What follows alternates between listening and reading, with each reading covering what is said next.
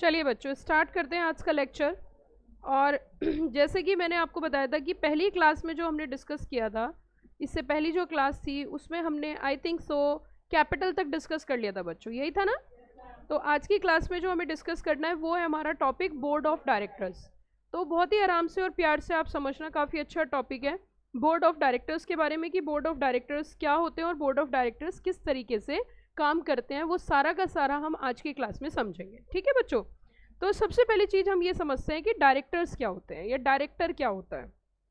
तो मैंने अपनी पहली क्लास जो मैंने ली थी, फर्स्ट सेकंड क्लास जो है मेरी बेसिक क्लास होती हैं, तो उसमें भी मैंने आपको समझाया था कि जो डायरेक्टर्स होते हैं they are giving direction to the company, that's why we can say that is a directors. Okay, जो कंपनी को क्या देते हैं, डायरेक्शन देते हैं, उनको बोलते हैं डायरेक्टर्स। क्या बोलते हैं?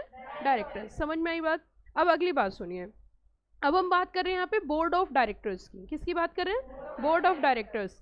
अगर अकेला है तो डायरेक्टर है, और कलेक्टिव बॉडी है तो बोर्ड ऑफ डायरेक्टर। फिर से बताती हूँ मैं, अगर अकेला है तो डायरेक्टर है, और कलेक्टिव बॉडी है तो बोर्ड ऑफ डायरेक्टर है। गोट द पॉइंट। अब मुद्दा ये उठता है कि मैम जैसे बोर्ड ऑफ डायरेक्टर और डायरेक्टर है, तो क्या कंपनी में कुछ ऐसी रिक्वायरमेंट होती है कि हर कंपनी में डायरेक्टर्स चाहिए ही चाहिए? Answer is yes. ऐसी कोई भी कंपनी नहीं होगी जिसके अंदर डायरेक्टर्स ना हो, क्योंकि बिना डायरेक्टर के कंपनी नहीं चल सकती है। क्यों नहीं चल सकती है वो भी जरा हम समझते हैं। कंपनी में जो फंड आता है वो फंड लेकर आते हैं शेयर होल्डर्स। कौन लेकर आते हैं? Share holders. Share holders funding करते हैं और बोर्ड ऑफ डायरेक्टर्स उस फंडिंग से बिजनेस को डायरेक्शन देते हैं। Got the point. अब अगला मुद्दा ये समझने वाला है, अगला पॉइंट ये समझने वाली है हमारी बात कि जो हमारी कंपनी है वो एक आर्टिफिशियल पर्सन है। कैसा पर्सन है? आर्टिफिशियल पर्सन है। और जो आर्टिफिशियल पर्सन होते हैं उनके पास माइंड नहीं होता है, ये आप भी जानते होंगे कि आर्टिफिशियल पर्सन के पास माइंड, और जब आर्टिफिशियल पर्सन के पास माइंड नहीं होता तो वो बिजनेस को कोई आइडिया भी नहीं दे सकता। तो बिजनेस को अगर आइडिया देना है तो उसके लिए सबसे ज़्यादा ज़रूरी जो है वो है माइंड होना। तो एक बात आपको हमेशा ध्यान रखनी है कि डायरेक्टर सिर्फ और सिर्फ इंडिविजुअल पर्सन हो सकता है, मतलब नेचुरल पर्सन हो सकता है, कोई भी आर्टिफिशियल पर्सन डायरेक्टर नहीं हो सकता। ये बात समझ में आ गई। अब उसी के साथ हमारे कंपनी एक्ट के अंदर एक सेक्शन है 149। कौन सा सेक्शन है? 149। 149 बताता है कि कंपनी के अंदर कम से कम कितने डायरेक्टर्स होने चाहिए। तो अगर प्राइवेट कंपनी है तो 2 डायरेक्टर, ओपीसी है तो 1 डायरेक्टर, और पब्लिक कंपनी है तो 3 डायरेक्टर्स की रिक्वायरमेंट होती है। तो यहाँ पे जो अभी हम डिस्कस करने जा रहे हैं वो हम डिस्कस करने जा रहे हैं कि company is an artificial person. Company कैसा पर्सन है? And it is manage by the human beings. और इसको मैनेज कौन करते हैं? ह्यूमन बींग्स करते हैं। People who run it are known as board of director. लेकिन मैंने तो इससे भी अच्छी तरीके से आपको समझाया था कि डायरेक्टर इनका नाम क्यों पड़ा, क्योंकि they are giving the direction to the company, क्योंकि ये कंपनी को क्या दे रहे हैं, ये डायरेक्शन दे रहे हैं, इसी वजह से इनको बोला जा रहा है directors. Are you got the point now? अब मुद्दा ये उठता है कि जैसे कि हमने बात करी यहाँ पे कि ये डायरेक्शन दे रहे हैं कंपनी को, तो अकेला है तो डायरेक्टर, और कलेक्टिव बॉडी है तो बोर्ड ऑफ डायरेक्टर। समझ में आया? अकेला है तो, और कलेक्टिव बॉडी है तो बोर्ड ऑफ डायरेक्टर्स। तो वही चीज यहाँ पे बोली, directors acting collectively are known as board. अच्छा, बोर्ड भी बोल सकते हो और बोर्ड ऑफ डायरेक्टर्स भी बोल सकते हो, both are the same meaning. आप उसे क्या क्या बोल सकते हो? आप बोर्ड भी बोल सकते हो और साथ में बोर्ड ऑफ डायरेक्टर्स भी बोल सकते हो। आगे कह रहा है director play a very important role in day to day functioning of company. It is a board who is responsible for company overall performance.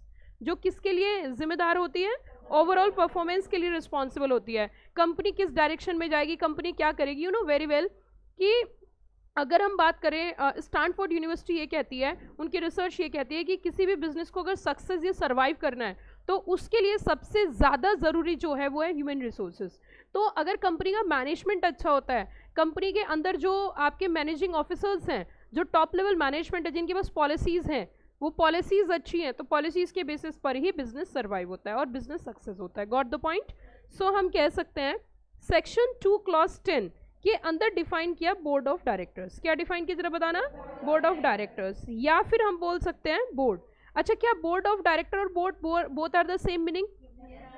क्या हम बोर्ड ऑफ डायरेक्टर और बोर्ड दोनों को एक बात बोल सकते हैं, दोनों का एक मीनिंग समझ सकते हैं? Answer is yes. नाउ मुद्दा ये उठता है कि ये डिफाइन किया गया है सेक्शन 2 क्लॉज 10 के अंदर। कहाँ डिफाइन किया गया है? Section 2 clause 10। अब ये जो सेक्शन 2 क्लॉज 10 है हमें कैसे याद करना है? All definitions under company act are defined under section जितनी भी डेफिनेशन कंपनी एक्ट के अंदर है वो सारी की सारी डेफिनेशन डिफाइन की गई है सेक्शन नंबर 2 के अंदर। Got the point. नाउ अब मुद्दा ये उठता है कि अब 10 कैसे याद करें, जब सारे के सारे डायरेक्टर एक साथ एकजुट हो जाते हैं तो काम हो जाता है टन टना टन। क्या हो जाता है काम? टन टना टन। Got the point. काम क्या हो जाता है? टन टना टन। Are you got the point everybody? तो बहुत ही सिंपल तरीका है, बहुत ही आसान तरीका है याद करने का। सेक्शन 2 क्लॉज 10 मतलब टन टना टन, टन टना टन टना टन टना। याद हो गया सब बच्चों को? चलिए अब आगे देखिए। The term board of directors means duly constituted to direct, to control, supervise the affairs of company. It means ये क्या है, हमारे responsible persons हैं जो क्या करते हैं, जो कंपनी को डायरेक्ट करते हैं, कंपनी को कंट्रोल करते हैं, कंपनी को सुपरवाइज करते हैं, कंपनी के अफेयर्स को। आगे कहता है सेक्शन नंबर 149 ने बताया the board of director of every company. ये मैं आपको पहले भी बता चुकी हूँ कि बोर्ड में जो डायरेक्टर बन सकता है वो सिर्फ और सिर्फ क्या हो सकता है? इंडिविजुअल। अच्छा क्यों हो सकता है? क्योंकि इंडिविजुअल के पास माइंड होता है, इंडिविजुअल पर्सन के पास माइंड होगा, टाइम होगा, तभी तो वो बिजनेस को आगे मैनेज करेगा। यस और नो? दस नो बॉडी कॉर्पोरेट, इसका मतलब कभी भी कोई एक कंपनी दूसरी कंपनी की डायरेक्टर नहीं बन सकती। क्या बोला मैंने? दोबारा बताइए। कभी भी एक कंपनी दूसरी कंपनी की डायरेक्टर नहीं बन सकती। परंतु क्यों? क्योंकि उसके पास माइंड, इसीलिए एक कंपनी कभी भी दूसरी कंपनी की director. Got the point everybody? Okay. Thus no body corporate association of firm shall be appointed as director. Okay. आगे कहते हैं भैया 149 ने आगे एक और बात बताई जो कि आपको पहले से ही पता है। जो बात आपको पहले से ही पता है क्या है, जरा देखिए। Section 149(1) of company act 2013 requires, कहता है जी सुनिए, हाँ जी बताइए कि एवरी कंपनी, जैसे ही शब्द कंपनी लॉ के अंदर एवरी वर्ड यूज हो, क्या बोला मैंने? एवरी। वैसे ही आप समझ जाना एवरी का मतलब होता है हर एक कंपनी, चाहे वो ओपीसी है, चाहे वो 1 पर्सन है, चाहे वो पब्लिक कंपनी है, चाहे वो होल्डिंग है, चाहे वो सब्सिडरी है, किसी भी तरीके की अगर कंपनी है तो एवरी कंपनी में सभी तरीके की कंपनी क्या हो जाती है? कवर हो जाती है। एवरी कंपनी, आगे वर्ड यूज किया शैल। इट मीन्स जब भी कभी शैल वर्ड यूज किया जाता है तो हम कह सकते हैं कंपल्सरी है। यस और नो? जब भी कभी शैल शब्द का इस्तेमाल किया जाएगा इट मीन्स वो पॉइंट क्या है? कंपल्सरी है, आपको करना ही करना पड़ेगा। Shall have a what? Minimum number of directors, मतलब 3 in case of public, 2 in case of private and 1 in case of OPC. ये बात भी हम पहले ही समझ चुके थे। अब अगले मुद्दे की बात अगर करें कि मैक्सिमम कितने डायरेक्टर्स होते हैं, एक कंपनी के अंदर मैक्सिमम कितने डायरेक्टर्स हो सकते हैं, तो मैंने आपको पहले भी समझाया था कितने डायरेक्टर हो सकते हैं, जरा बताना। 15 डायरेक्टर हो सकते हैं। अच्छा, इसमें जो काम की बात थी, जो पते की बात थी, जो इंपॉर्टेंट पॉइंट था वो ये था, क्या ओपीसी के अंदर भी 15 डायरेक्टर हो सकते हैं? हाँ जी, मैंने आपको एक पॉइंट बताया होगा, क्या ओपीसी के अंदर भी 15 डायरेक्टर हो सकते हैं? कितने बच्चे कहते हैं हो सकते हैं? अच्छा, कितने बच्चों को पता है ओपीसी क्या होती है? ओपीसी होती है 1 पर्सन कंपनी, जो एक ही पर्सन से कंपनी चलती है उसको बोलते हैं ओपीसी। Got the point? अब मुद्दा ये उठता है क्या ओपीसी में भी 15 डायरेक्टर हो सकते हैं? तो बहुत सारे बच्चों के दिमाग में कंफ्यूजन चलता है, वो कहते हैं नहीं एक ही हो सकते हैं। तो मैं उनके कंफ्यूजन को दूर करती हूँ कि ओपीसी में डायरेक्टर तो 15 भी हो सकते हैं। ठीक है, कितने हो सकते हैं? 15 भी हो सकते हैं, लेकिन मेंबर एक ही है, एक ही था और एक ही। समझ आई? तो मेंबर क्या है? एक ही है, एक ही था और हमेशा एक ही रहेगा। Got the point? अब अगले मुद्दे पे आते हैं कि ठीक है, बट अब अगले पॉइंट को जो मैं समझाने जा रही हूँ बड़े ध्यान से समझना, क्या कंपनी के अंदर 15 डायरेक्टर से ज्यादा हो सकते हैं? ये एक पॉइंट फिर से समझिए। हमने कहा जी एक कंपनी में 15 डायरेक्टर होते हैं, मुद्दा उठता है क्या 15 से ज्यादा भी हो सकते हैं? क्या 15 डायरेक्टर से ज्यादा कंपनी के अंदर हो सकते हैं? Answer is yes. 15 से ज्यादा भी डायरेक्टर कंपनी में हो सकते हैं। उसके लिए आपको अपने शेयर होल्डर से परमिशन लेनी पड़ती है, शेयर होल्डर से अप्रूवल लेनी पड़ती है। अगर शेयर होल्डर इस चीज के लिए परमिट कर देते हैं तो 15 से ज्यादा भी डायरेक्टर हो सकते हैं। समझ आया? पक्का पक्का, कच्चा कच्चा? ओके, यही पॉइंट यहाँ पे लिखा है। A company can appoint maximum, a company can appoint maximum कितने directors? 15 directors by passing what? Special resolution. A company may appoint more than 15 directors after passing a special resolution in general meeting. Okay, लेकिन ये वाली जो restriction है ये section 8 company के ऊपर applicable नहीं है। सेक्शन 8 कंपनी पर ये वाली रेस्ट्रिक्शन अप्लाई नहीं की जाती है। ठीक है बच्चों, क्लियर या ऑल क्लियर? अच्छा, अब अगला पॉइंट समझिए। सेक्शन 149 कहता है, एक और पॉइंट कहता है, रेजिडेंट डायरेक्टर की बात करता है। किसकी बात करता है? Resident director. Now what do mean by the resident director?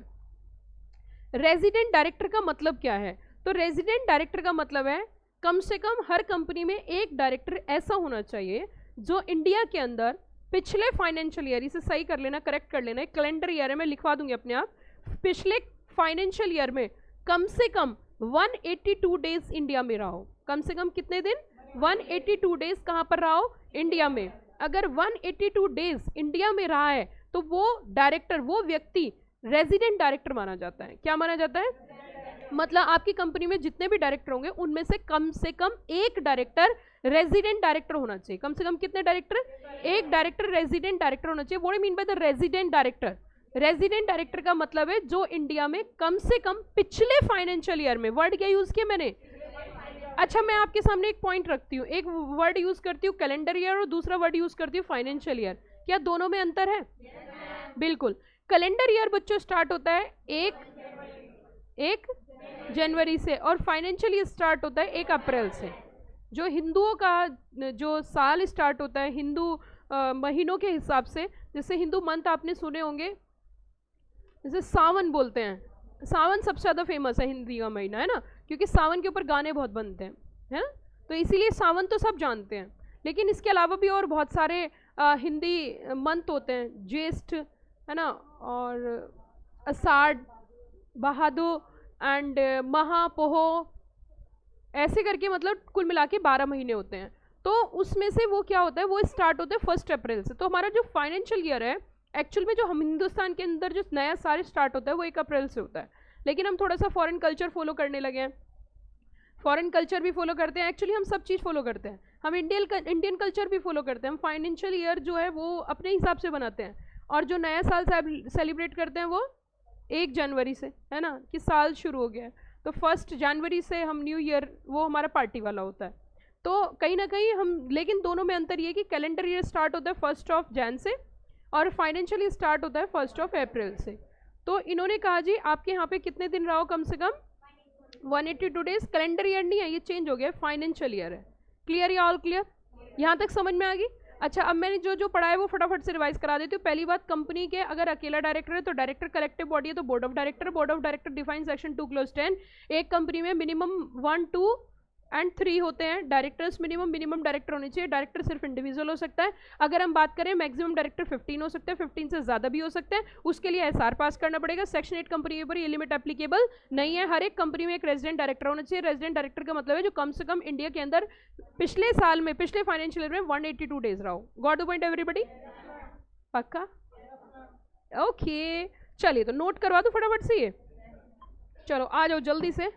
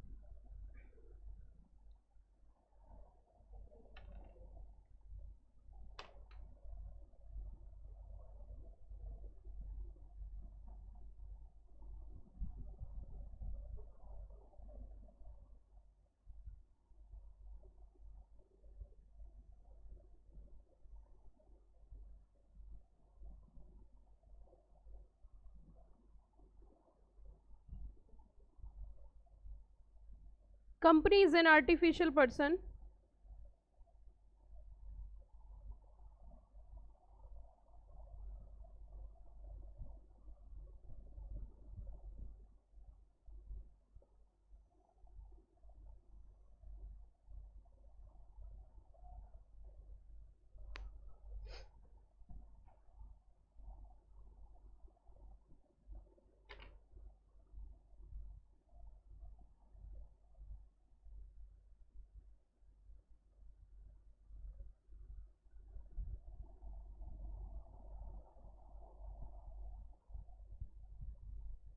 Managed by natural person.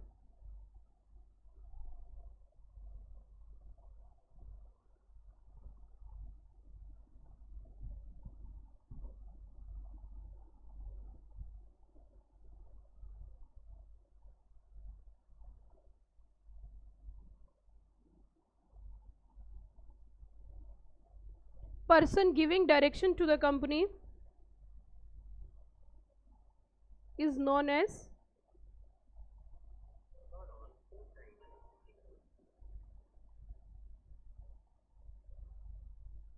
director.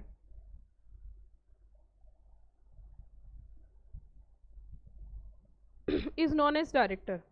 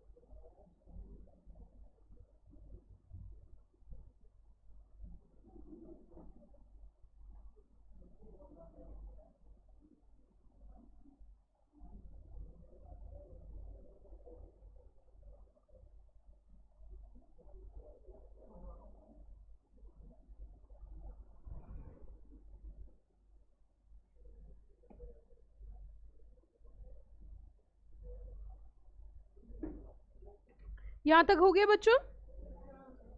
The person who is giving direction is known as director. Now अगर डायरेक्टर अलोन है तो डायरेक्टर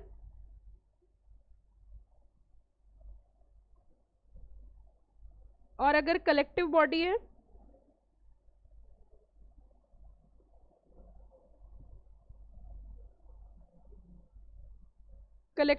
है तो बोर्ड ऑफ डायरेक्टर्स।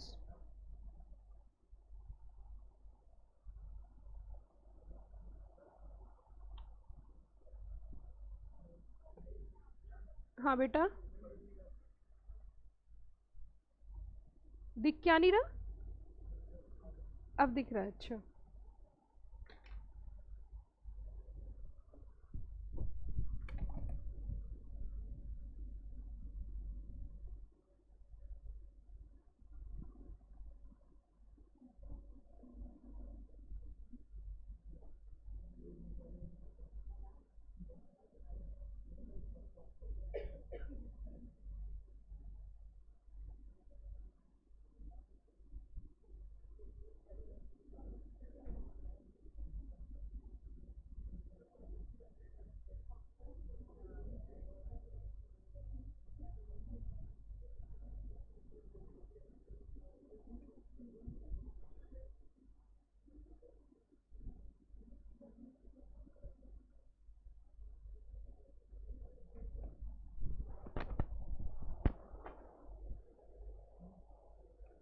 तो यहाँ पे हमने क्या कहा था बच्चों?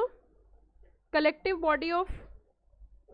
बॉडी को क्या बोला जाता है? Board of directors. यहाँ तक समझ में आ गया? अब अगला पॉइंट टू बी नोटेड लिखिए। Point to be noted,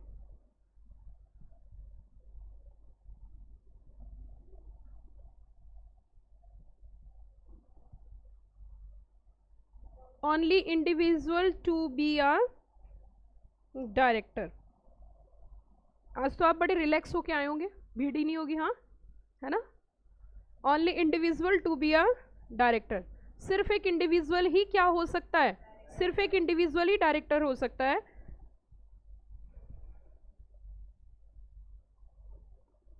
minimum कितना, मिनिमम कितना बताइए जल्दी से। 1 2 3, 1 in case of OPC, 2 in case of private, 3 in case of public।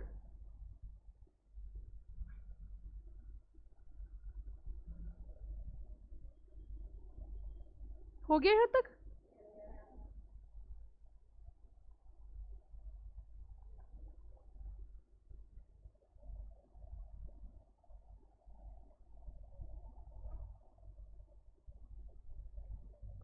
Maximum director is equals to 15।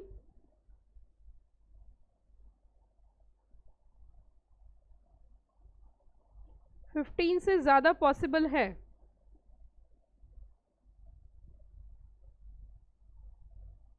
Only by passing special resolution. सिर्फ और सिर्फ कैसे पॉसिबल है, एसआर पास करके।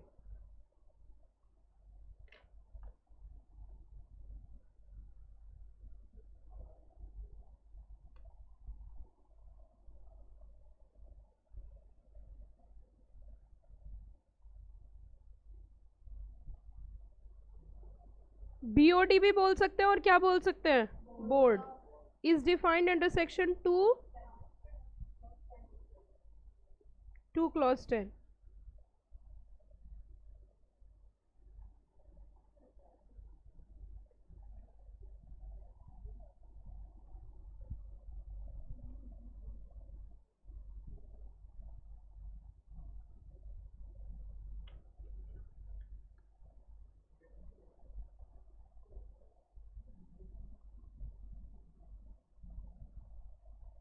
Every company shall have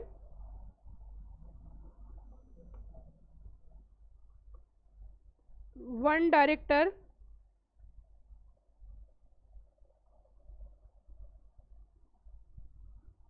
who has stayed in India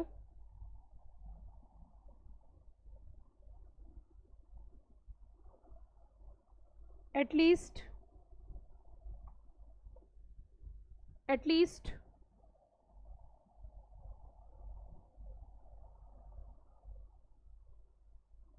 182 days in the previous calendar year, sorry in the previous financial year।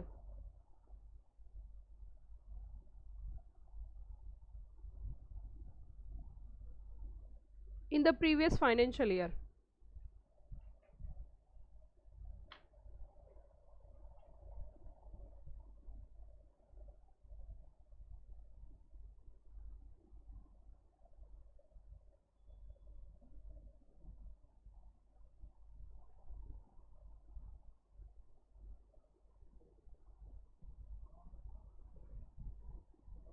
यहां तक हो गया बच्चों सबका।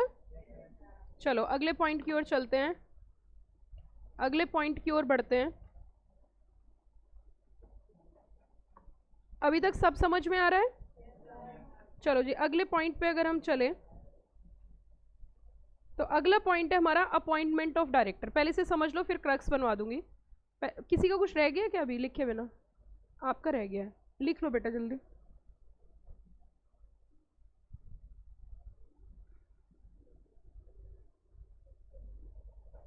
अपॉइंटमेंट ऑफ डायरेक्टर्स की अगर हम बात करें बच्चों कि डायरेक्टर्स का अपॉइंटमेंट कैसे होता है, तो डायरेक्टर्स का अपॉइंटमेंट इन्होंने कहा या तो आपके आर्टिकल ऑफ एसोसिएशन में कोई प्रोविजन होगा, या तो आपके आर्टिकल ऑफ एसोसिएशन में कोई प्रोविजन होगा।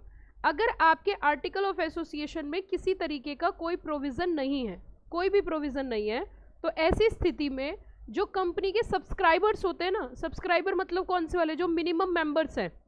सब्सक्राइबर बोले तो कौन, अच्छा, सब्सक्राइबर बोलते किसे हैं वो भी थोड़ा सा समझो, कि सब्सक्राइबर कौन होते हैं और सब्सक्राइबर किसे बोलते हैं, वो थोड़ा सा मैं आपको बताती हूँ।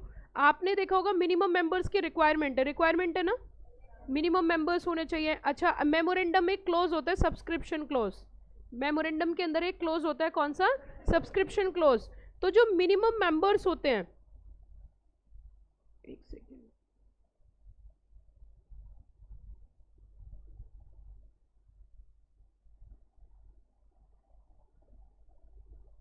हाँ, तो जो मिनिमम मेंबर्स होते हैं बच्चों, वही स्टार्टिंग में मेमोरेंडम को सब्सक्राइब करते हैं, तो उन्हें बोलते हैं सब्सक्राइबर्स। क्या बोलते हैं उन्हें, क्या बोलते हैं, सब्सक्राइबर। तो जो सब्सक्राइबर्स होते हैं उन्हीं को बोला जाता है, जो सब्सक्राइबर्स होते हैं उन्हीं को क्या बोला जाता है, उन्हीं उन्हीं में से, कि भैया अभी अब देखो डायरेक्टर्स अपॉइंट वैसे कहाँ होते हैं, जनरल मीटिंग में। डायरेक्टर्स जो अपॉइंट होते हैं वो कहाँ होते हैं, जनरल मीटिंग में। अब मुद्दा ये उठता है कि अगर जनरल मीटिंग की बात करें तो जनरल मीटिंग तो तब होगी जब कंपनी स्टार्ट होगी, फिर टाइम आगे बढ़ेगा, कुछ काम होगा तो एजीएम होगी। एजीएम मतलब एनुअल जनरल मीटिंग। अगर कुछ काम ही नहीं हुआ तो एजीएम तो होगी नहीं, बट कंपनी में डायरेक्टर्स तो चाहिए, और डायरेक्टर्स अपॉइंट कहाँ होते हैं, जनरल मीटिंग में। तो अभी स्टार्टिंग है कंपनी की, तो जो स्टार्टिंग के सब्सक्राइबर्स होते हैं, स्टार्टिंग के क्या होते हैं, सब्सक्राइबर्स, वही मान लिए जाते हैं फर्स्ट डायरेक्टर, वही मान लिए जाते हैं। क्या, क्यों माना, ये समझ में आया, क्यों बताइए, क्योंकि एजीएम तो भी बाद में होगी, यस और नो। एजीएम तो भैया साल खत्म हो जाएगा तभी तो होगी। एजीएम का नाम क्या है, एनुअल। अब जब एजीएम होगी तब डायरेक्टर अपॉइंट होगी, बिना डायरेक्टर के तो कंपनी चल नहीं सकती। तो जो स्टार्टिंग के सब्सक्राइबर समझ में आ गया कौन है, वो जो मिनिमम मेंबर है जिनका नाम मेमोरेंडम में लिखा गया उन्हें बोलते हैं सब्सक्राइबर्स। तो जो सब्सक्राइबर हैं उनको फर्स्ट डायरेक्टर मान लेंगे। अब मुद्दा उठता है कब तक, कब तक, जब तक directors are not appointed in the annual general meeting. Simple है। चलिए, तो यही लिखा है इसमें आगे पॉइंट में। अब देखिए क्या लिखा है इन्होंने, section 152 provides that where there is no provision in articles, तो the company for appointment of first director then the subscriber to the memorandum who are क्या, इंडिविजुअल। अच्छा, इसने इंडिविजुअल पे फोकस क्यों किया, इंडिविजुअल पे फोकस क्यों किया, इंडिविजुअल पे फोकस इस वजह से किया क्योंकि सिर्फ इंडिविजुअल ही क्या हो सकते हैं, डायरेक्टर हो सकते हैं। एडवांस लेवल की बात बताऊं, हजम कर लोगे पक्का, अगर हजम करोगे तो बताऊंगी, ठीक है, वेरी गुड, ये स्प्रिट होनी चाहिए। एक्चुअली मैं आपको एक एक्ट पढ़ाऊंगी, इंडियन कॉन्ट्रैक्ट एक्ट, ठीक। और इंडियन कॉन्ट्रैक्ट एक्ट में एक बात लिखी हुई है, every person is capable to enter into contract, every person is capable to enter into contract who is of sound mind, major and not disqualified by any law. मतलब person में उसमें तो आर्टिफिशियल पर्सन भी आ गया और natural person भी आ गया। तो कॉन्ट्रैक्ट एक्ट के हिसाब से तो कोई भी व्यक्ति कॉन्ट्रैक्ट कर सकता है, इवन कंपनी भी कॉन्ट्रैक्ट कर सकती है। इतनी बात समझ में आ गई। ये एक अलग बात हुई, जो मैं आपको सिखाने जा रही हूँ वो एडवांस लेवल की बातें हैं, लेकिन मैं चाहती हूँ आपको पता चले। अब अगली बात सुनो, जब कंपनी में शेयर अप्लाई करते हैं और कंपनी शेयर अलॉट करती है तो उन दोनों के बीच में कॉन्ट्रैक्ट होता है। क्या होता है, कॉन्ट्रैक्ट होता है। अब आपके हिसाब से क्या कंपनी कॉन्ट्रैक्ट कर सकती है कंपनी से, एक कंपनी दूसरी कंपनी में शेयर ले सकती है, बताइए ना जल्दी से, समझ आ गई बात। अब जब एक कंपनी दूसरी कंपनी में शेयर सब्सक्राइब कर सकती है तो फिर तो वो सब्सक्राइबर भी बन सकती है। दिमाग की बत्ती जलाओ, मिंटोस खाओ, बन सकती है कि नहीं बन सकती। अब जब वो सब्सक्राइबर बन सकती है तो यहाँ लॉ ने कहा कि जो सब्सक्राइबर होंगे उन्हें फर्स्ट डायरेक्टर बना लेंगे, लेकिन डायरेक्टर सिर्फ क्या होना चाहिए, पर सब्सक्राइबर तो कोई भी हो सकता है। इसीलिए लॉ ने यहाँ स्पेसिफिकली ये बात लिखी कि सिर्फ इंडिविजुअली डायरेक्टर बनेगा। सिर्फ कौन बनेगा, सिर्फ इंडिविजुअली डायरेक्टर हो सकता है, हर कोई डायरेक्टर। क्लियर या ऑल क्लियर, पक्का पक्का। अच्छा, कोई बच्चा ऐसा जिसे समझ नहीं आया, मैं मान नहीं सकती सबको बात समझ में आ गई होगी, और अगर ये बात सबको समझ में आ गई तो आप तो बहुत टफ कंपटीशन दोगे। बच्चों टीचर मत बनना, कुछ भी बन जाना, टीचिंग मत करना। क्यों, ऐसा क्यों, कंपटीशन बढ़ाओगे नेसेसरी। अभी तो मैं 25-30 साल पढ़ाऊंगी, तो आप मेरे कोई कंपटीशन दोगे, तो टीचर मत बनना, ठीक है। टीचर के अलावा कुछ भी करना, टीचर के अलावा और बहुत सारे काम है, प्रैक्टिस कर लेना, जॉब कर लेना, लेकिन टीचिंग मत करना। एक वजह भी है टीचिंग ना करने के पीछे, क्या बताइए, क्या वजह। आपको अच्छा लगता है टीचिंग करना, लगता है कि टीचिंग करनी है, CS इंडस्ट्री में आके टीचर बनना है। अच्छा, कितने बच्चों को अच्छा लगता है, ईमानदारी से बताइए। तो मजाक था जो मैंने कहा, जो मैंने बोला वो तो मजाक था। टीचिंग करना अच्छा लगता है, नहीं लगता, किसी को भी नहीं अच्छा लगता। मन ही नहीं करता कि टीचर बने। बहुत ही अच्छे बच्चे हैं सच में, कितने ईमानदार है ना, बहुत ही ईमानदार बच्चे हैं। अच्छा क्यों नहीं अच्छा लगता वैसे टीचिंग करना? हाँ क्या अच्छा लगता है? जॉब करना? हाँ कि कंपनी में जाएं, अच्छी सी कंपनी में जॉब करें जाके। हाँ और टीचिंग क्यों नहीं अच्छा लगता? क्यों नहीं, ऐसी क्या कमी है यार टीचिंग में, क्यों नहीं अच्छा लगता? अच्छा बताइए बजे देखिए टीचिंग में ना एक बहुत सारी प्लस पॉइंट्स भी हैं तो बहुत सारे नेगेटिव पॉइंट्स भी हैं। पहली बात तो टीचिंग के लिए ना आपकी फिटनेस बहुत अच्छी होनी चाहिए। अब आप बैठ के पढ़ा रहे तो ऐसा लगता है बुढ़ा आदमी पढ़ा रहा है ना। तो सबसे पहली चीज़ तो फिटनेस बहुत ज़बरदस्त होनी चाहिए कि आप 10 घंटे खड़े हो सको। बस में आप 1 घंटा खड़ा होकर आते होंगे, परेशान हो जाते होंगे, और हमारा 10 घंटे खड़े रहने का काम है। दूसरी बात, टीचिंग अगर इनिशियल स्टेज पे है, इनिशियल स्टेज मतलब 100 आप कमा रहे हो तो कोई इज्जत नहीं है। और टीचिंग का एक प्लस पॉइंट ये है इस इंडस्ट्री में कि आप कमाना चाहो तो एक दिन में कितने भी कमा सकते हो, लेकिन जब आप ब्रांड बन जाते हो, बहुत ज़्यादा कमा लेते हो, तो आपका लोगों की निगाहों में इज्जत आती है, हाँ कुछ कर रहे हैं। नहीं तो ऐसा लगता है क्या कर रहे हैं, टीचिंग कर रहे हैं। यस और नो? दूसरा, टीचिंग के केस में जो मुझे फील होता है, मेरे अंदर जो फीलिंग रहती है वो ये रहती है कि अगर कोई बच्चा यहाँ पे, अब ऐसे ऐसे भी बच्चे हैं CS एग्जीक्यूटिव में, CSEE में, जो अपना घर छोड़ के यहाँ आए हैं, और वो घर छोड़ के इसलिए आए हैं क्योंकि उन्हें यहाँ पे पढ़ाई करनी है, वो अपने मम्मी पापा को छोड़ के आए हैं।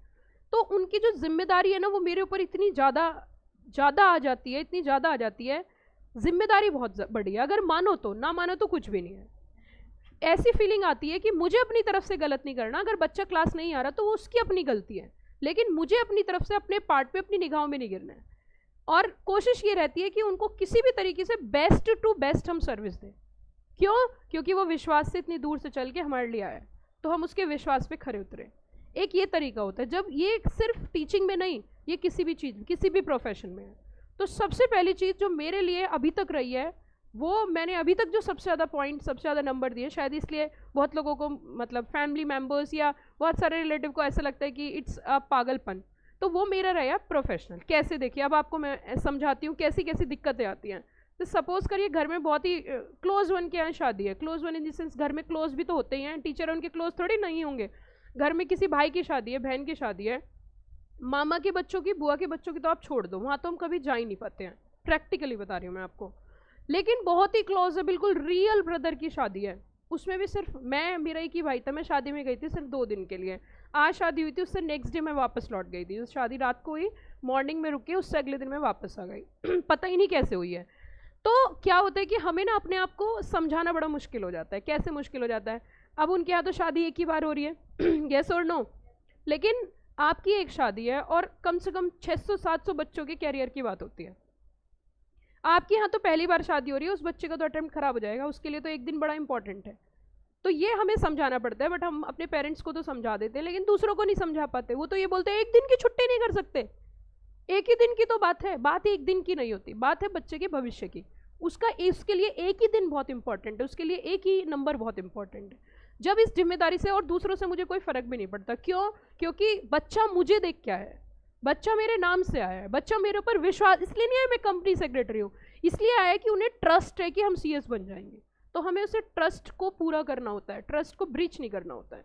जब हम अपने काम के प्रति ईमानदारी दिखाते हैं, जब हम अपने काम के प्रति डेडिकेटेड होते हैं, तभी हमारी रिस्पेक्ट होती है। अदरवाइज किसी भी प्रोफेशन में हमारी कोई रिस्पेक्ट नहीं होती। येस और नो? हर कोई सेफ जोन में जाना चाहता है, बहाना ढूंढते हैं, छुट्टी करने का बहाना चाहिए होता है। लेकिन अगर बहानेबाजी आपके अंदर है तो आप लाइफ में बहुत ज़्यादा सक्सेस नहीं हो सकते हैं। देखिए हमने ABCD कौन सी क्लास में पढ़ी थी? नर्सरी में, लेकिन आज तक काम आ रही है। जो मेहनत हम आज करते हैं, जो हम प्रेजेंट में करते हैं, वो हमें फ्यूचर में रिजल्ट देती है। जो हार्डवर्क आप आज CSEE में कर रहे हो, इसका रिजल्ट आपको पता नहीं कब कब तक मिलेगा, कहाँ कहाँ तक मिलेगा। तो हमें ना आज में मेहनत करनी चाहिए, आज में स्ट्रगल करना चाहिए। दूसरी चीज़ आपको भी मैं बताती हूँ। जैसे सपोज करो कोई डॉक्टर है, अब वो डॉक्टर के लिए तो एक छुट्टी क्या है, एक ही दिन है, लेकिन उसमें कितने लोगों की जान है।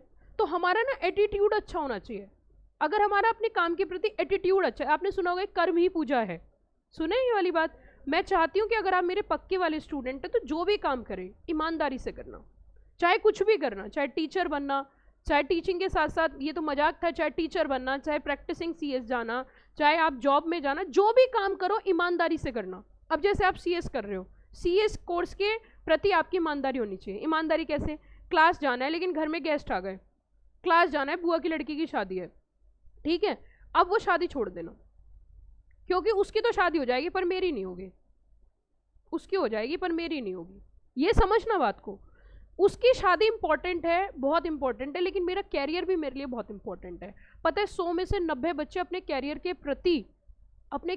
प्रति ईमानदार नहीं होते हैं, इसीलिए वो बाद में पछताते हैं। मैंने ऐसे ऐसे लोग देखे हैं जो बाद में रोते हुए देखे हैं कि हमने अपने साथ गलत किया।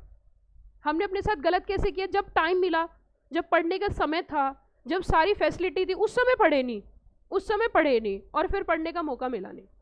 तो हर इंसान के जीवन में एक ही समय होता है, इस समय की पहचान करना बहुत ज़रूरी है। समझ में आ रही है मेरी बात? तो इसीलिए ये चीज़ समझो, अगर तुमने इन 3 साल में अपने आप को डेडिकेट कर दिया, सब चीज़ें छोड़ के आपको त्याग करने की ज़रूरत है, तो आप जिंदगी में कामयाब हो जाओगे। नहीं तो हमेशा जिस कैटेगरी में हो, जिस लेवल पे, उससे नीचे जा सकते हो। क्योंकि बच्चों देखो, दिल्ली जैसे शहर में अगर आप रहना है और आपको अच्छी लाइफ जीनी है तो कम से कम 2 लाख रुपए महीना चाहिए, कम से कम 2 लाख रुपए महीना चाहिए। पूछो क्यों? अगर अच्छी लाइफ जीनी है, अच्छी ऐसी नहीं एकदम निष्ठ क्लास वाली नहीं, बस ठीक ठाक जीवन जीना है, तो कितने लाख रुपए चाहिए? और 2 लाख रुपए कोई ऐसे ही नहीं दे देगा आपको, बहुत मेहनत आपको करनी पड़ेगी, तब जाके आप जीवन जी सकते हो। 2 लाख रुपए के बिना दिल्ली में रह नहीं सकते आप। क्योंकि बच्चों को अगर पढ़ाने की बात करें, वैसे तो पढ़ाने को तो आप कहीं भी पढ़ा लो, लेकिन एक स्टैंडर्ड बनाना पड़ता है अगर समाज में रहना है। तो जिस समाज में हम रहते हैं उस समाज में हमें स्टैंड अप करना पड़ेगा, नहीं करना पड़ेगा? कल को कंपनी सेक्रेटरी बन जाओगे तो बच्चों को अच्छे स्कूल में ही पढ़ाना पड़ेगा। येस और नो? ये थोड़ी ना किसी में भी भेज दोगे, आपका कम्युनिटी वैसी हो जाएगी, खर्चा करना पड़ता है। आप कोई भी काम करोगे तो कितने लाख रुपए चाहिए? 2 लाख रुपए चाहिए कम से कम। उसके बिना आप एक अच्छी लाइफ नहीं जी सकते, और उसके लिए आपको स्ट्रगल करना पड़ेगा। ये हवाबाजी वाली बात अलग होती है कि सीएस बन तो 1 करोड़ रुपए आ जाएंगे, ऐसा नहीं होता। स्ट्रगल हमेशा करना पड़ता है। येस और नो? इवन एमबीबीएस भी करते हैं, उसके बाद भी कितना स्ट्रगल होता है। तो सीएस के बाद भी स्ट्रगल है, लेकिन वो स्ट्रगल अलग तरीके का है, वो रास्ते पे स्ट्रगल है, वो रास्ते पे चलना है। लेकिन अभी तो आपको अपना रास्ता ही नहीं पता, अभी तो आप रास्ता बना रहे हो। जब आपको रास्ता बन जाएगा बस फिर तो पथ पर चलना है, मंजिल तो मिल जाएगी, पथ पर चलना है। लेकिन अभी आप अपने क्या कर रहे हो? अपने your success road is under construction. Got the point? तो मैं हमेशा आपको यही समझाती हूँ कि कोई भी काम करो उसे ईमानदारी से करना। जब हम अपने काम के प्रति ईमानदार हो जाते हैं तो फिर हमारा प्रोफेशन हमें बहुत कुछ देता है। पैसा ही सब कुछ नहीं होता, नाम, शोहरत, रेस्पेक्ट, ये बहुत ज़रूरी है। फॉर एग्जाम्पल सचिन तेंदुलकर, कुछ भी हो उन्होंने नाम बहुत कमाया। येस और नो? अक्षय कुमार, कितने अपने काम के प्रति डेडिकेशन होना बहुत ज़रूरी है। तो अच्छे लोगों से सीख लो, और थोड़ा सा अगर इस फील्ड में आ गए हो तो अब एक प्रोफेशनल की तरह जीवन जियो। प्रोफेशनल्स की लाइफ नॉर्मल लोगों से बहुत अलग होती है, ठीक है? प्रोफेशनल्स का जीवन जीने का तरीका नॉर्मल लोगों से बहुत अलग होता है। हमारे जीवन में जो हम प्रोफेशनल्स हैं, हमारे जीवन में बहुत ज़्यादा टाइम नहीं होता है कि हम दूसरों को दे सकें, क्योंकि हमारी मजबूरी है। आप एक बात बताइए, अभी आप 18 साल के हो, 10 साल तो मुझे पढ़ाते हुए हो गए, और 3-4 साल मैंने खुद भी 2-3 साल लग जाते हैं सीएस करने में। इतने साल, 13-14 साल हो गए, इतना टाइम लगा के मैंने अपने कैरियर को सेटअप किया। अब मैं किसी के लिए इसे ख़राब कर दूँ? Never ever. मेरे से बड़ा मूर्ख कोई नहीं होगा। तो मेरे लिए इस समय सबसे बड़ी चीज़ है आप।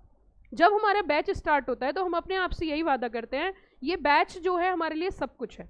इसके बीच में एक बीमार होना एक अलग चीज़ है, और बीमारी की भी मैं बात बता देती हूँ, क्योंकि मेरे बैचेस चल रहे होते हैं तो यू नो वेरी वेल कि होने को कुछ भी हो सकता है, कि कुछ ऐसे फीवर्स होते हैं जो सीजनल फीवर होते हैं, जस्ट लाइक वायरल।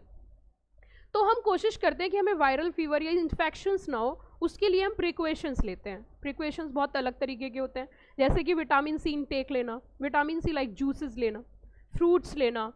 मतलब कभी कभी ऐसा होता है कि अगर मुझे लगा कि ब्रेकफास्ट हैवी है तो मैं ब्रेकफास्ट ही नहीं करती। क्यों? क्योंकि हैवी ब्रेकफास्ट करके शायद मुझे उतने न्यूट्रिशंस नहीं मिलेंगे जितने मुझे चाहिए, तो मैं अवॉइड कर देती हूँ, फ्रूट्स ले लेती हूँ। इस तरीके की चीज़ें अगर आपके अंदर है तो ही आप सक्सेस हो सकते हो। और प्रिकॉशंस के रूप में आप भी ले सकते हो, जैसे गिलोय वटी लेना। रामदेव की एक छोटी सी वटी आती है, छोटी सी दवाई है, उसमें नीम, तुलसी, गिलोय, वो खा लीजिए। तो क्या होता है कि हमें लाइफ में जो चीज़ हम अचीव करना चाह रहे हैं उसके प्रति हमारी डेडिकेशन होना बहुत ज़्यादा ज़रूरी है। समझ में आ रही है बच्चों? आपको समझाने का इसलिए फ़ायदा है क्योंकि आप इस समय इस समय आपको जरूरत है एक अच्छी, आपके कैरियर को एक अच्छी शेप देने की। Got the point everybody? अब देखिए यहाँ पे समझिए जरा, मैं आपको सारी बातें समझाती हूँ। अपॉइंटमेंट ऑफ डायरेक्टर, जल्दी आइए, बीच बीच में जो मैं आपके साथ डिस्कशन करती हूँ उसका एक कारण है। ये जो बीच बीच में किस्से मैं आपको सुनाती हूँ, बातें जो मैं आपको ले जाती हूँ, ये इसका कारण ये नहीं होता कि मुझे टाइम पास करना है, ये भी एक टेक्निक है पढ़ाने की। और ये जो आपको मैं पढ़ा रही हूँ, ये सब चीज़ें मैं भी बहुत सारी चीज़ें पढ़ती हूँ कि जब हम कोई चीज़ एक बार पढ़ते रहते तो हमारा दिमाग सुन्न हो जाता है, बट जब हम माइंड को क्या कर लेते हैं, डाइवर्ट, तो फिर दोबारा से हम रिफ्रेश हो जाते हैं। क्या हो जाते हैं? ये भी एक टेक्निक है, ये भी एक कला है। अब सुनिए अगली बात। अब हम यहाँ पे पढ़ रहे थे क्या? Appointment of directors. क्या पढ़ रहे थे? Appointment of directors. अगर अपॉइंटमेंट ऑफ डायरेक्टर की बात करें, आर्टिकल में अगर कुछ भी नहीं लिखा तो फर्स्ट जो सब्सक्राइबर्स होते हैं उन्हीं में से हम अपॉइंट कर लेते हैं फर्स्ट डायरेक्टर, लेकिन क्या होना चाहिए? इंडिविजुअल। अच्छा, वो कब तक के लिए वैलिड होता है? Up to the duly appointed. कब तक? देखिए कब तक होता है, जरा समझिए। ये होता है हमारा deemed to be first director of company until directors are duly appointed by member. Every director shall be appointed by company in, समझ में आ गया? A person shall not be appointed as director. A person shall not be appointed as a director of company unless he has allotted the DIN number or any other number. कोई भी व्यक्ति director तब तक नहीं बन सकता जब तक कि उसके पास क्या ना हो? डिन नंबर ना हो। डिन नंबर क्या होता है? जैसे आपका आधार नंबर यूनिक नंबर होता है, बिल्कुल इसी तरीके से डिन नंबर होता है डायरेक्टर आइडेंटिफिकेशन नंबर। क्या बोला मैंने? डायरेक्टर आइडेंटिफिकेशन नंबर। Every person propose to be appointed as director by the company in general meeting और अदरवाइज फर्निश क्या करना पड़ेगा? डिन नंबर या फिर कोई अदर नंबर। आगे कहता है जब भी कभी किसी व्यक्ति को डायरेक्टर अपॉइंट होना है तो अपॉइंट होने के लिए उसे अपनी कंसेंट देना बहुत जरूरी है। जब भी किसी व्यक्ति को क्या अपॉइंट होना है? डायरेक्टर अपॉइंट होना है, तो उसके लिए उसे क्या देना जरूरी है बच्चों? कंसेंट देना। कंसेंट देना बहुत बहुत ज्यादा जरूरी है। कितने दिन के अंदर अंदर? With in 30 days of his appointment. Simple हो गया। आगे चलते हैं। अब यहाँ पे हम बात करेंगे रिटायरमेंट की, कि डायरेक्टर रिटायर किस तरीके से होते हैं। पहले जो हमने पढ़ा उसे नोट करते हैं फटाफट से। Appointment of directors.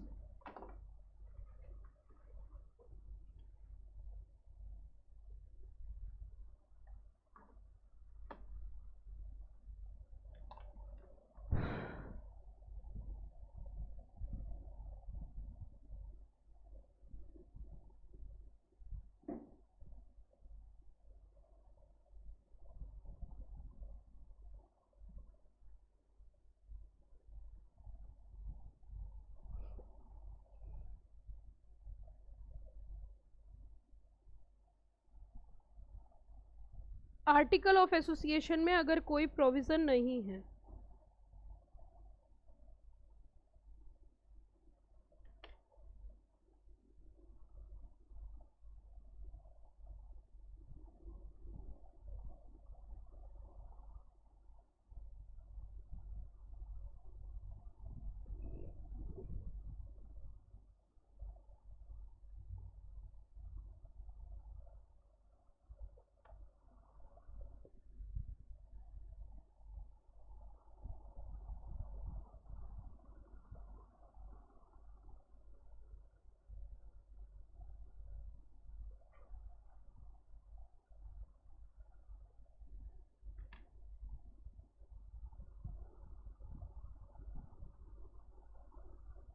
shall be appointed as first director.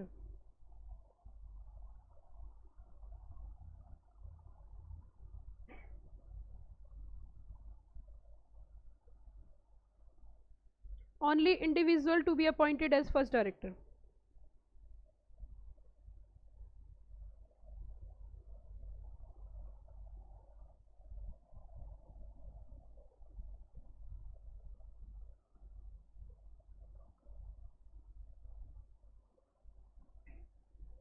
Term of first director,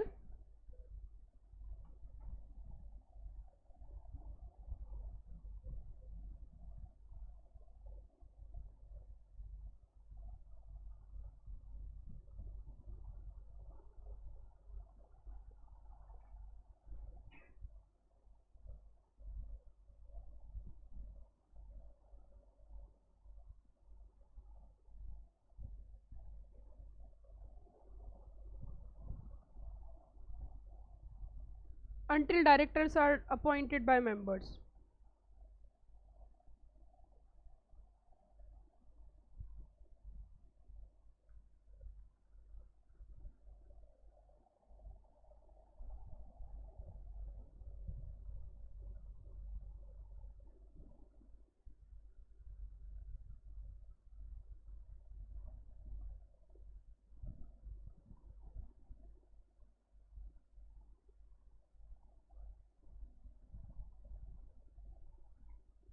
हो गया ये? हो गया?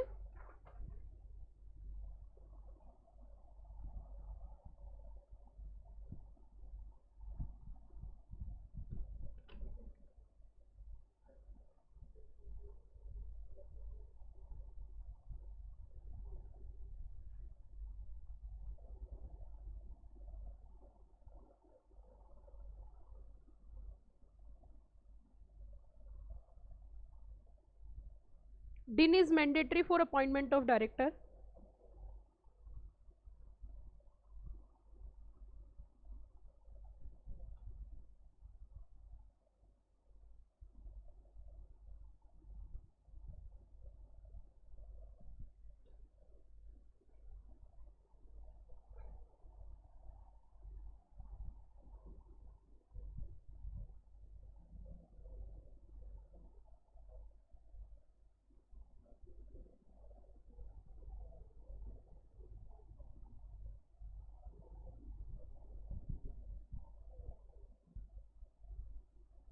For appointment of director,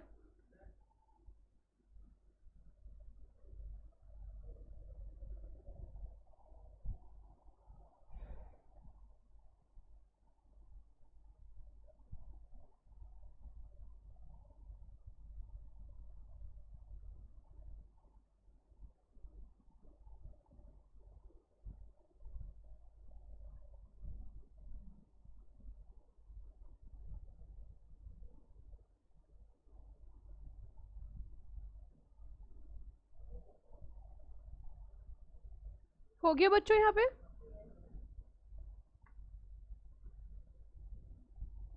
For appointment of director,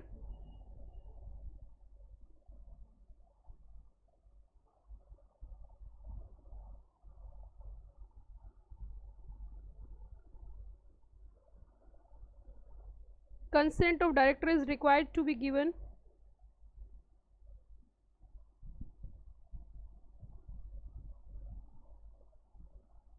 Sorry.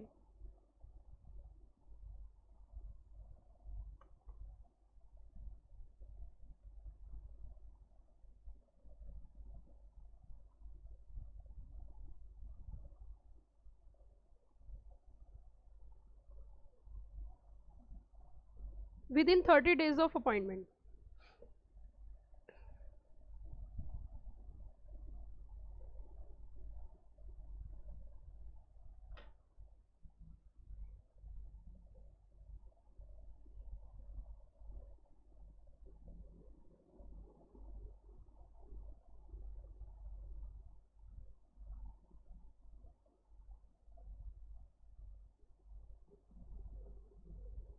Retirement of director.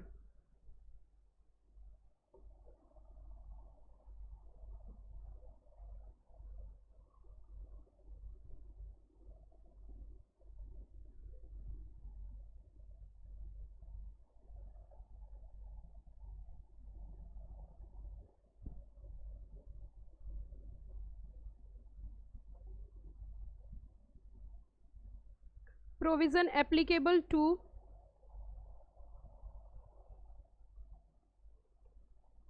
Public company only. Provision सिर्फ किसके ऊपर अप्लाई होता है? Public company.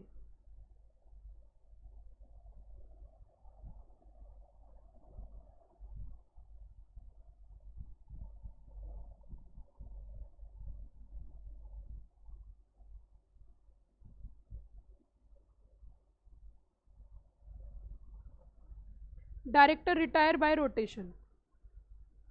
Directors are retired by rotation.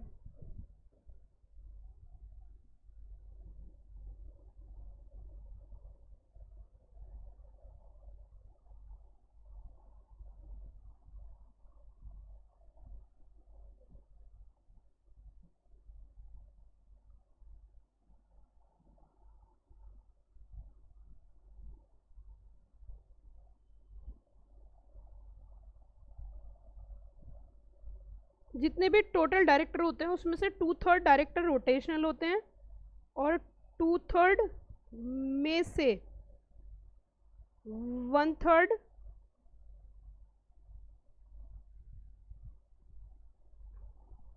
Retire होते हैं एवरी एजीएम में। एक बार आप नोट करो फिर बताऊंगी सारा।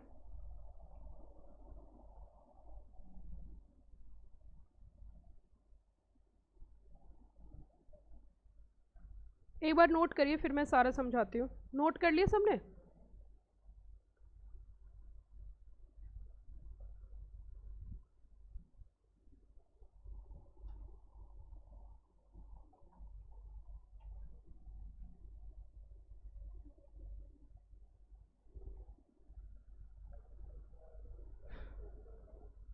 हो गया सबका? नोट हो गया?